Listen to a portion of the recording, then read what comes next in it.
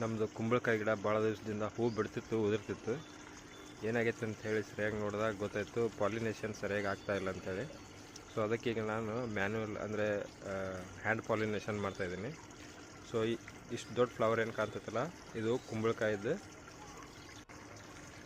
ಇದು ಮೇಲ್ ಫ್ಲವರ್ ಇದು. ಸೊ ಇದರೊಳಗಿಂದ ಇನ್ನೊಂದು ಅಲ್ಲಿ ಹೂ ಬಿಟ್ಟೈತಿ. ಸೊ ಅದನ್ನು ನಾವು ಸ್ವಲ್ಪ ಕೂಡಿಸ್ಬೇಕು, ಪರಾಗಸ್ಪರ್ಶ ಅಂತ ಏನು ಕರಿತೀವಿ, ಪಾಲಿನೇಷನ್ ಮಾಡ್ಬೇಕು. ಅವಾಗ ಅದು ಕಾಯಿ ಕೊಂಡಿರ್ತೈತಿ, ನಿಲ್ತೈತಿ.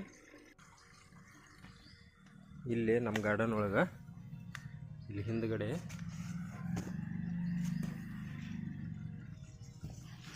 ನೋಡ್ಬೋದು ಹೂವು ಇಲ್ಲಿ ಐತಿ. ಸೊ ಇದಕ್ಕೂ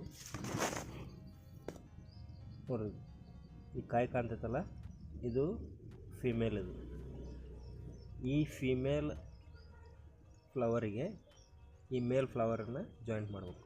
ಮೇಲ್ ಫ್ಲವರ್ನ ಈ ಥರ ಸೊಪ್ಪು ಕಟ್ ಮಾಡ್ಕೊಂಡೀನಿ.